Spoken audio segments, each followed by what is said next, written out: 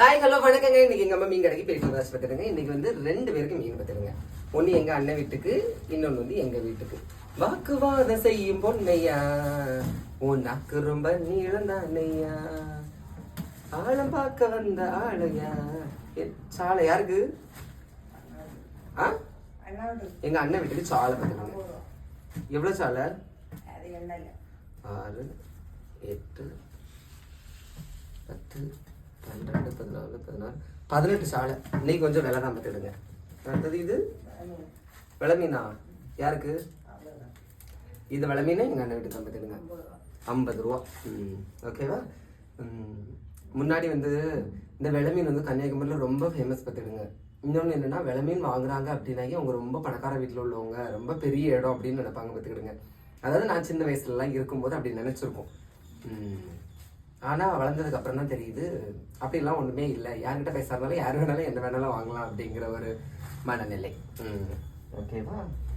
இது ஏ அம்மா எங்களுக்கு என்னெல்லாம் இருக்கு. எங்கம்மா பண்டை வாங்கிட்டு வந்திருக்கா. இது எதுக்கு வாங்கினா? உடனே இது என்ன மீன்?